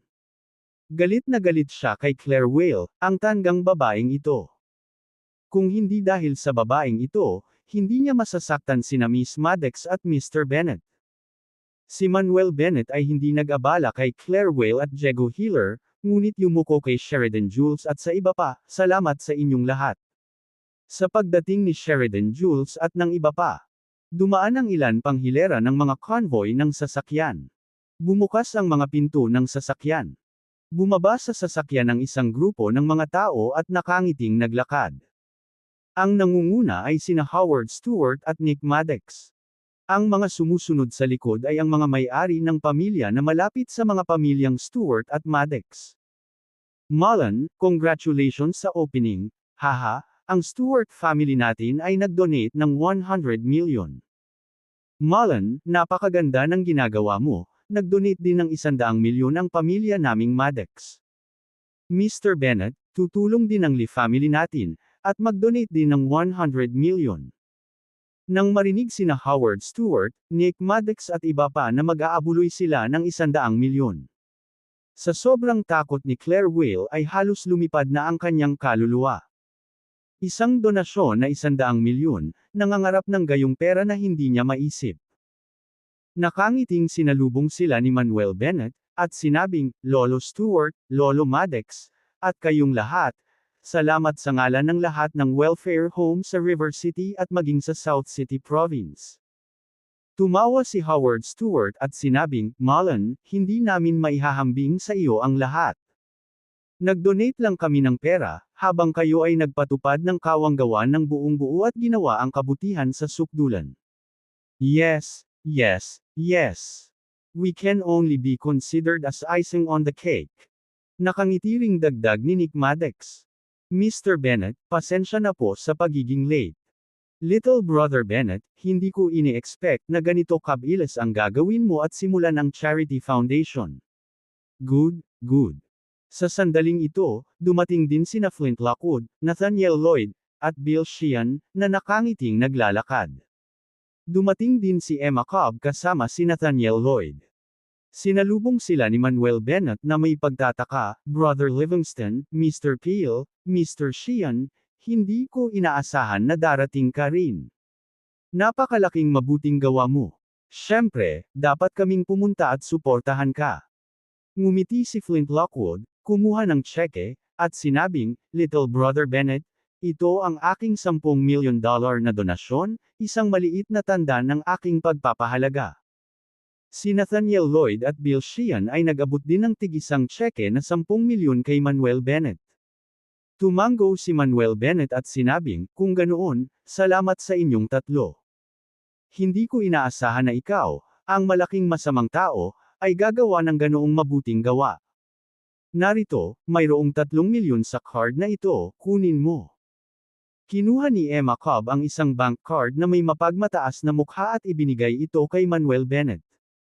Ngumisi si Manuel Bennett, Miss Cobb, hindi mo na kailangan mag-donate ng sobra. Isang symbolic gesture lang ang magagawa. Umikot ang mga mata ni Emma Cobb at sinabing, it's none of your business. Tsaka, hindi ako nag-donate sa iyo. Nag-donate ako sa mga bata sa welfare home. Fine, kukunin ko na. Alam ni Manuel Bennett na galit pa rin sa kanya ang babaeng ito dahil sa nangyari noong nakaraan. Ayaw niyang makipagtalo sa babaeng ito, kaya kinuha niya ang bank card. Mr. Bennett, in behalf of our Hana family, I donate 100 million. Nakangitiling lumapit si Mark Harrison. Nagulat si Manuel Bennett, Mr. Harris, nandito ka rin. Tawa ng tawa si Mark Harrison, Mr. Bennett, napakalaking kaganapan, paano ako hindi makakarating? Kung hindi lang dahil may gagawin ang tatay ko, gusto niyang pumunta ng personal. Nagpahayag ng pasasalamat si Manuel Bennett, salamat, Mr. Harris. Kasunod ng pagdating ni Flint Lockwood at ng iba pa, sunod-sunod na dumating sina Stephen Levin, Julie Stewart, at iba pa. Bukod dito, ang bawat tao ay nag-donate ng ilang milyon o 10-10 milyon. Napaka-generous nilang lahat. Hindi lang mga kamag-anak at kaibigan ni Manuel Bennett ang dumating para suportahan siya. Ito ay isang pagtitipon ng mga big shot. Laking gulat ni Diego Hiller. Marahil, sa buong River City, at maging sa buong South City Province, walang iba ang may ganoong kalakas na impluensya at ganoon kalakas na apela upang makakuha ng malalaking shot mula sa iba't ibang larangan. Napatulala si Claire Whale, nagnanais na makakita siya ng bitik sa lupa na mapagtatagwan. Hindi nagtagal, sinabi niya na si Manuel Bennett ay isang pinakamababang antas ng lipunan. Pero ngayon, na-realize niya na para siyang clown sa paningin niya. Bukod sa mga big shots na darating para suportahan ang event. Maging ang mga magulang ng mga bata na pinagaling ni Manuel Bennett kamakailan ay dinala ang kanilang mga naka-recover na anak upang ipakita ang kanilang suporta. Pagkadating nila, patuloy na nagpasalamat ang mga magulang at mga bata kay Manuel Bennett. Hindi na nakayanan ni Diego Hiller ang kahihiyan at tumalikod na para umalis. Darling, hintayin mo ako. Nagmamadaling naabutan ni Claire Whale. Magwala ka, wala na akong pake sa'yo simula ngayon. Sinipa ni Diego Hiller si Claire Whale sa lupa at galit na umalis. Mahal, nagkamali ako, patawarin mo ako. Umiiyak na bumangon si Claire Whale at hinabol siya. Nang dumating na ang lahat ng mga panauhin, nakangiting sinabi ni Nancy Maddox, mga mahal na kaibigan at bisita, ngayon, maaari ba nating sabihin ang ating Pangulo ng ilang salita? Oo. Hayaan si Mr. Bennett na magsabi ng ilang salita. Nagsimulang maghiyawan ang mga tao. Walang magawang tumingin si Manuel Bennett kay Nancy Maddox at pagkatapos ay sinabing, sige, magsasabi ako ng ilang salita. Una, nais kong pasalamatan ang aming mga kaibigan at bisita sa paglalaan ng oras mula sa kanilang mga abalang schedule upang dumalo sa pagbubukas ng seremonya ng Star Charity Foundation. Ikalawa, makatitiyak, ang perang i-donate ninyong lahat ay gagamitin para mapabuti ang buhay at pag-aaral ng mga bata sa mga welfare home sa River City at sa buong probinsya. Sisiguraduhin namin na ang mga donasyon ay maisapubliko at transparent, at hinding-hindi namin kakalkawin ang mga pondong ibinibigay ng lahat. Noon lang. Rumble rumble rumble. Sunod-sunod ang tunog ng mga makina ng sasakyan. Napalingon ang mga tao at nakita ang isang hilera ng madilim na berdeng truck na dumaraan. Nangunguna sa daan ang isang madilim na berdeng off-road na sasakyan. Malapit na. Huminto ang sasakyan sa gilid ng kalsada. Bumukas ang pinto. Isang malakas na lalaking nasa katanghaliang gulang na may maikling buhok at maitim na balat ang nanguna sa isang grupo ng mga sundalo na nakasuot ng camouflage na uniforme patungo sa gusali. Ano bang nangyayari? Bakit ang daming sundalo dito?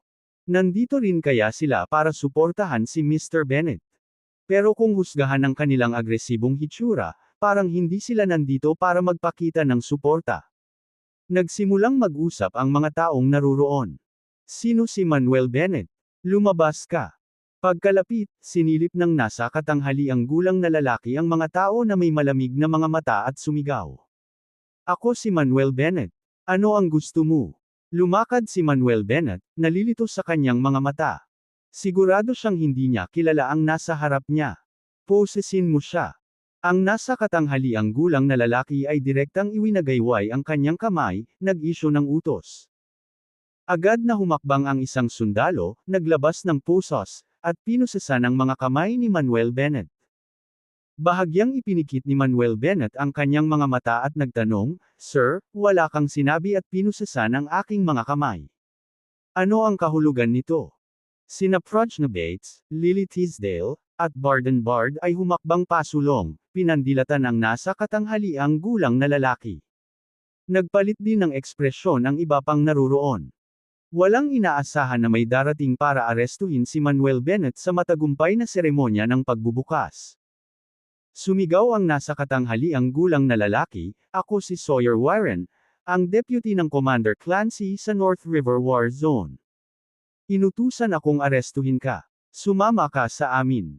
Kabanata 409, Kabanata 409, nahuli si Manuel Bennett. Sinong Commander Clancy? Bahagyang kumunat ang noo ni Manuel Bennett. Sa sandaling ito, lumapit si Mark Harrison at bumulong sa tenga ni Manuel Bennett. Ang Commander Clancy ng North River War Zone ay si Denny Clancy, ang panganay na anak ng may-ari ng pamilya ng Cowell family ng Kyoto. Ang Cowell family ng Kyoto. Nag-isip sandali si Manuel Bennett bago niya napagtanto. Nang ibagsak niya ang Dream Chasing Charity Foundation, isang lalaking nagngangalang Grayson Luther ang nagsabing siya ay nagtatrabaho para sa Cowell family ng Kyoto. Dahil kaya sa pangyayaring ito ay nakuha niya ang atensyon ng Cowell family ng Kyoto. Nagtaas ng tingin si Mark Harrison para tingnan si Sawyer Warren na nakakunot ang noo. "Assistant Ward, bakit gustong hulihin ni Commander Clancy si Mr. Bennett? May hindi pagkakaunawaan ba dito?" Natural na kilala ni Sawyer Warren si Mark Harrison. Pagkatapos ng lahat, ang ama ni Mark Harrison, si Leon Harris, ay ang commander ng South City War Zone. Dahil dito, medyo magalang ang kanyang tono, na nagsasabing, "Mr. Harris, mismong si Commander Clancy natin ang nagsabi nito." Pinawi ni Manuel Bennett ang 12 great families ng River City at winasak ang Three Rivers Philip family, na pumatay ng marami. Ito ay seryosong nagsapanganib sa kaligtasan ng mga mamamayan ng River City at Three Rivers. Natural na kailangan nating hulihin ang gayong brutal na kriminal. Lumapit si Flint Lockwood at sinabi sa malalim na boses, "Assistant Ward, ang dahilan kung bakit ginawa ito ni Mr. Bennett ay dahil unang-una ang 12 great families ng River City at ang Three Rivers Philip na pamilya ni Mr. Bennett. Bukod dito, nagawa naming patatagin ang sitwasyon sa lalong madaling panahon, at hindi ito nagdulot ng banta sa mga mamamayan." Sa kabaligtaran, itinatag pa ni Mr. Bennett ang Star Charity Foundation, na gumawa ng makabuluhang kontribusyon sa mga gawaing kawanggawa sa River City at South City Province, kaya pinutol ni Sawyer Warren, "Mr. Lesser, ang pagsasabi sa akin ng mga bagay na ito ay walang silbi. Dapat kang pumunta at kausapin si Commander Clancy sa halip." Habang nagsasalita siya, ikinaway ni Sawyer Warren ang kanyang kamay, "Alisin mo siya." Sa kanyang utos, sinunggaban ng dalawang sundalo si Manuel Bennett, handa nang umalis. "Hindi mo makukuha ang Kuya Bennett ko. Bitawan mo si Kuya Bennett ko." Bitawan mo siya.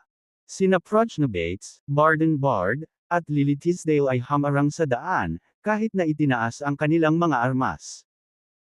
Humakbang din si Julia Stewart, namumula ang kanyang mga mata habang sinabing, noong pinatay ng pamilya Jordan, pamilya Harper, pamilya Stern, pamilya Perkins at mga pamilyang ito ang pamilya Stewart at Maddox, bakit hindi ka nakialam? Ngunit ngayon ay dumating ka upang hulihin si Manuel Bennett, ito ay malinaw na pananakot. Hinding-hindi namin hahayaang kunin mo si Brother Bennett. Si Nancy Maddox ay hamarang din sa kanila. Hayaan mo si Mr. Bennett. Hayaan mo si Dr. Bennett. Nakaligtas si Dr. Bennett ng napakaraming bata, siya ay isang kamangha-manghang tao, hindi mo siya mahuhuli. Lahat ng naruroon ay hamarang din. Galit na sumigaw si Sawyer Warren, pinaplano mo bang i-harbor ang batang ito? Maniwala ka man o hindi, mabibihag ko rin kayong lahat. Halika, kung maglakas loob ka, halika at hulihin mo kami. Hindi ka namin hahayaang mahuli si Mr. Bennett. Bitawan mo siya, ngayon din. Hindi natakot ang karamihan, lahat sila ay sumigaw bilang protesta. Nang makita ang napakaraming tao na nakaharang sa kanyang daraanan, mahigpit na ikinunot ni Sawyer Warren ang kanyang mga kilay, nakaramdam ng kaguluhan. Pagkatapos ng lahat, tiyak na hindi niya mahuhuli ang lahat ng mga taong ito. Lumingon siya kay Manuel Bennett at malamig na sinabi, "Anak, kung susundin mo ako, maaari kong huwag pansinin ang mga taong ito. Gayunpaman, kung pipilitin mong labanan ang pag-aresto, hindi ko magagarantiya ang anuman. Marami sa mga tao dito ay may dugo sa kanilang mga kamay. Ang mga krimen na kanilang ginawa ay sapat na para mabulok sila sa kulungan magpakailanman. Dapat alam mo kung paano magdesisyon. Tinatakot mo ba ako?" Biglang nanlamig ang mga mata ni Manuel Bennett. Sinabi ni Sawyer Warren, "Hindi kita nananakot. Nagsasabi lang ako ng mga katotohanan. Kung ayaw mong madamay ang mga nasa paligid mo, dapat sumunod ka sa akin." Ang mukha ni Manuel Bennett ay nagyelo habang siya ay nahulog sa pagmumuni-muni. Kahit na maaari niyang ganap na lipulin ang mga taong ito o gumawa ng malinis na pagtakas. Pero, ano kaya ang nagawa niya kung pinili siya ni Julia at ng iba pa? Ngayon ay naunawaan na niya kung bakit gusto ng kanyang senior sister at second senior sister na maging number 1 siya sa East Nation at sa mundo. Tanging ang ganap na kapangyarihan, impluwensya, at katayuan ang maaaring maging walang takot, na nagbibigay sa kanila ng kakayahang protektahan ang mga taong pinapahalagahan nila. Parang hindi pa rin sapat ang lakas niya sa puntong ito. Dahil dito, huminga ng malalim si Manuel Bennett at sinabing, "Sige, sasama ako sa iyo." Napangiti agad si Sawyer Warren, "Mas ganon." Pagkatapos, lumingalinga si Manuel sa mga naroroon, sapat na malakas para marinig ng lahat, "Salamat, sa lahat, sa pagsasalita para sa akin. Ang pag-uugali ko ang naging sanhi ng mga insidenteng ito, at, sa makatuwid, handa akong tanggapin ang buong responsibilidad. Kaya, huwag kayong magprotesta sa lahat, ayos lang kung sasama ako sa kanila." Agad na nagpanik si Progna Bates, "Kuya Bennett, hindi ka makakasama sa kanila. Who knows how they'll treat you?" Ungol ni Barden, "Brother Bennett, we could fight our way out together." Pumayag naman si Lily, "Tama na, sabay tayong lumaban sa labas." Ang magkapatid na Stewart, sina Julia, Julie, at Nancy Maddox ay napaluha, labis na nag-aalala ngunit walang magawa. Napatingin si Manuel Bennett sa tatlong tao sina Progna, Lily, Barden at Bamulong, malinaw na pinuntirya ako ng pamilya Clancy. Kung patuloy kayong magkakagulo, bibigyan mo lang sila ng mas maraming bala na gagamitin laban sa atin. Huwag kang mag-alala, mahuli man nila ako, wala silang magagawa sa akin. Kung wala ako, kailangan mong alagaang mabuti si Julia at ang iba pa. Kuya Bennett. Kuya Bennett. Naikuyom ni Progna, Lily, at Barden ang kanilang mga kamao sa pagkadismaya. Pagkatapos ay lumingon si Manuel sa iba at sinabing, "Rest assured, everybody, I will be okay." Sa sinabi nito, umupo si Manuel sa kotse kasama si Sawyer Warren. Ang lahat ng mga sundalo ay sumakay sa iba't ibang sasakyan at umalis sa pinangyarihan. Kuya Livingston, kinuha na nila Mr. Bennet, anong gagawin natin ngayon? Nagmamadaling tanong ni Bill kay Flint Lockwood. Mahigpit na sinabi ni Nathaniel Lloyd, kailangan nating gumawa ng agarang aksyon para iligtas si Mr. Bennet. Sino ang nakakaalam kung anong uri ng pagpapahirap ang isa sa ilalim ni Mr. Bennet? Sumagot si Mr. Lesser, makikipag-ugnayan ako kay Commander Clancy at hihilingin sa kanya na palayain ang aking kapatid na Bennet. Pansamantala, dapat kayong mag-isip ng ibang paraan para tumulong. Okay. Tumanggo naman sina Nathaniel Lloyd at Bill Sheehan bilang pagsang-ayon. Sinabi ni Mark Harrison, makikipag-ugnayan ako sa aking ama at hihilingin sa kanya na makipag-ayos kay Denny Clancy. Sa sinabi nito, dinial ni Mark ang numero ng kanyang ama. Nagpabalik-balik si Emma Cobb sa pagkabalisa. Manuel, ang kulit mo. Gumagawa ka ng napakalaking gulo, anong gagawin natin ngayon? Gayunpaman, mabilis niyang naisip ang isang tao at agad na nag-dial ng numero sa kanyang mobile phone, tinawagan si Solomon Talbot, ang pinuno ng grupo ng unang squad ng Hidden Dragon Pavilion. Sa isip niya, marahil ang Hidden Dragon Pavilion lang ang makakapagligtas kay Manuel. Dragon Master, dapat ba nating kontaken ang South Protection King? Tanong ni Kerr kay Sheridan Jules sa mahinang boses. Kung isa sa alang-alang ang problema ni Mr. Bennet, tiyak na dapat nating kontaken ang South Protection King. Sagot ni Sheridan Jules at dinial ang number ni Rebecca Stone. Isa-isa, ang iba sa eksena ay nagsimula ring mag-isip ng mga ideya, magtatag ng mga koneksyon, at tumawag. Sa sandaling ito, isang madilim na berdeng off-road na sasakyan, na humahantong sa ilang dark green na track, ay mabilis na humaharurot patungo sa labas ng River City. Sa kalsada, si Manuel Bennet ay nakaupo sa likurang upuan, kasama si Sawyer Warren at isang sundalo sa magkabilang gilid. Inilagay ng dalawa si Manuel Bennet sa pagitan nila, sa mataas na alerto, natatakot na siya ay makatakas. Bahagyang tumawa si Manuel, huwag kang kabahan. Kung gusto kong tumakas, hindi mo ako mahuhuli.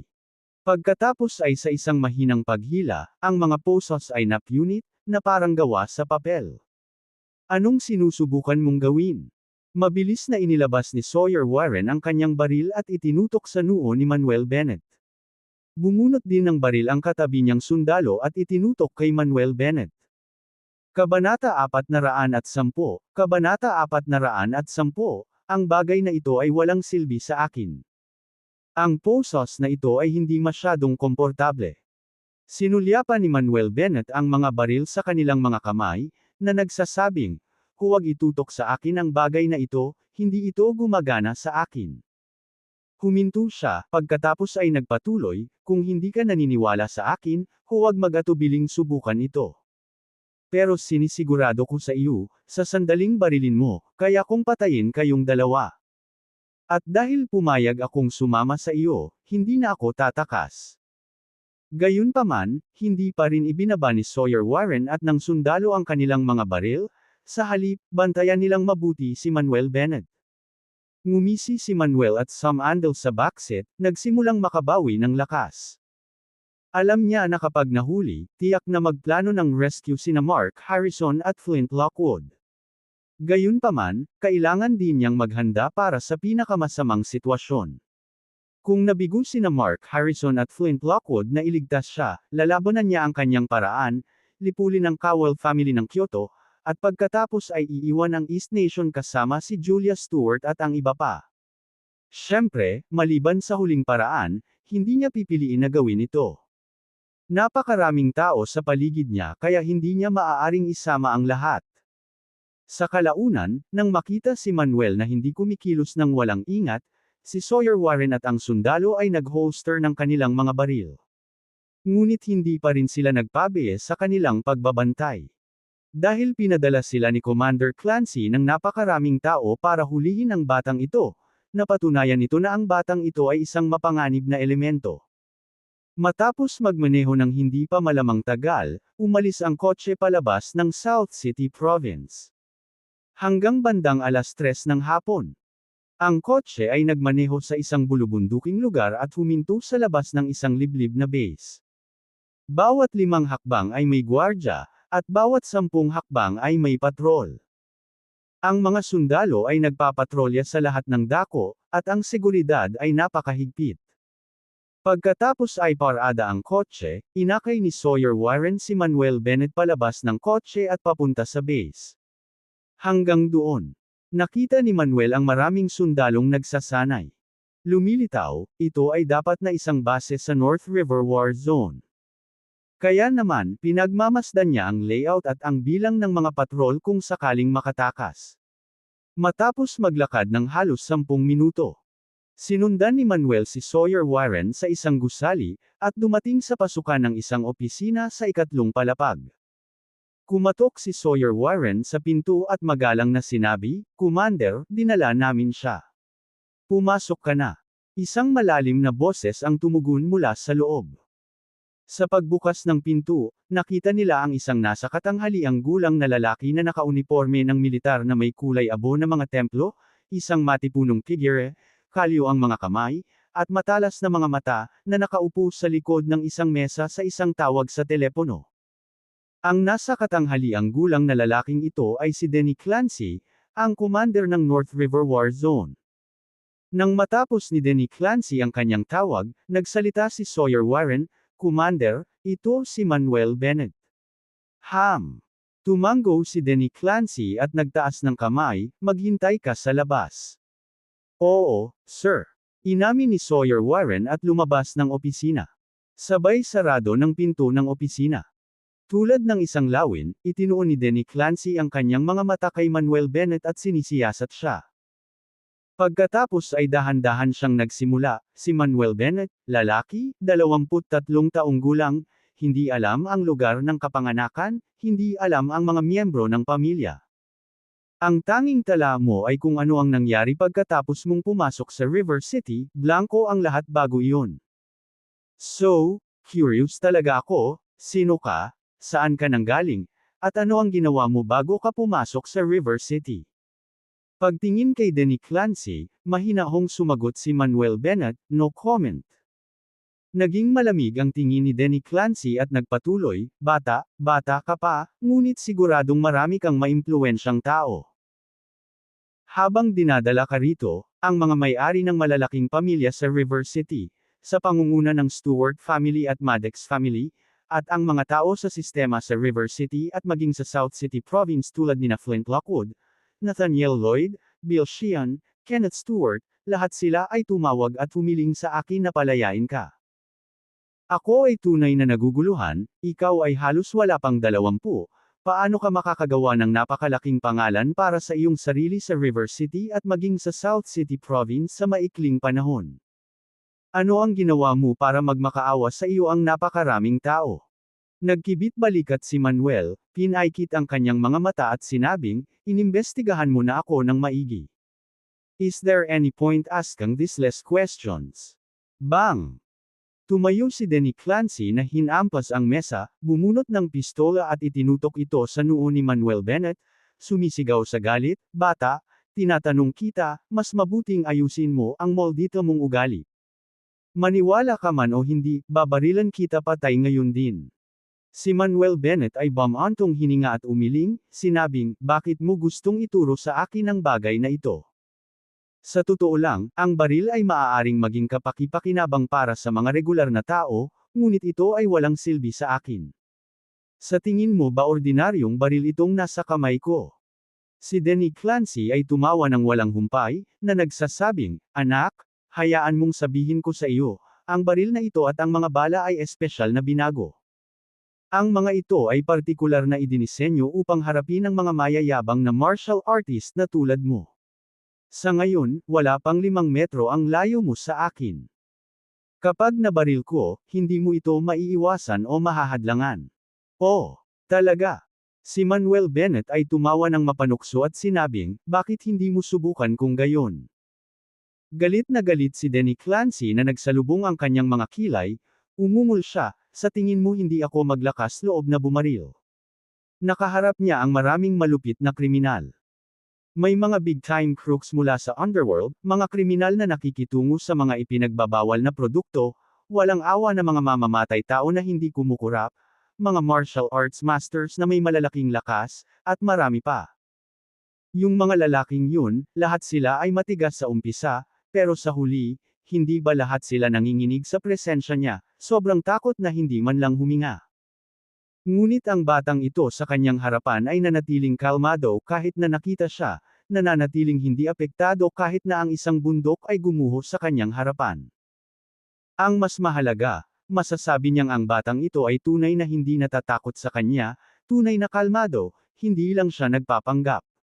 Ito ang nagpadama sa kanya na ang kanyang awtoridad ay hinahamon. Manuel Bennett also voiced out assertively, "Halika, shoot!" Naghahanap ng kamatayan. Napasigaw si Denny Clancy sa galit at agad na hinayla ang gatilyo. Sa isang iglap, whiz! Isang espesyal na nakakustomize na bala ang bumulwak, sumabog patungo sa noo ni Manuel Bennett sa bilis na lampas sa ordinaryong pistola. Sa maikling distansyang ito, hindi banggitin ang isang normal na tao, kahit isang ordinaryong martial artist, ay malamang na hindi makaiwas o maharangan ito. Pero, sayang naman at nakilala ni Denny Clancy si Manuel Bennett. Katulad ng pagputok ng bala. Ang kanang kamay ni Manuel Bennett ay kumalas na parang kidlat, inabot ito sa hangin at inagaw ito. Ang espesyal na binagong bala na iyon ay mahigpit na nahuli sa kanyang kamay. Ibinuka ni Manuel Bennett ang kanyang palad at ngumisi, ito ang tinatawag na specially modified pistol na kayang harapin ang mga martial artist. Bukod sa medyo mas mabilis at mas makapangyarihan, parang hindi naman ganoon ka-espesyal. Ikaw. Napatitig si Denny Clancy kay Manuel Bennett, puno ng matinding pagkabigla ang kanyang mga mata. Ilang beses na niyang sinubukan ang baril na ito. Sa malapitan, halos hindi ito makaiwas ng mga martial artist, kung hindi mapatay sa isang putok, sila ay masusugatan. Ngunit hindi niya inaasahan na ang batang ito sa kanyang harapan ay nasalo ang bala sa kanyang hubad na kamay, ganap na hindi nasaktan. Talagang hindi ordinaryong martial artist ang batang ito. Isa lang siyang halimaw. Nang si Denny Clancy ay nabigla. Inihagis ni Manuel Bennett ang kanyang kanang kamay. Whiz! Ang bala ay sumabog sa mas mabilis na bilis, na may higit na lakas, na tina-target si Denny Clancy. Anong ginagawa mo? Gulat na bulalas ni Denny Clancy, gustong umiwas, ngunit hindi siya nakaiwas sa oras. Nakatingin lang siya nang walang magawa habang ang bala ay mabilis na tumama sa kanya. Ang susunod na segundo, thud! Tumama ang bala sa pisngi ni Denny Clancy at tumama sa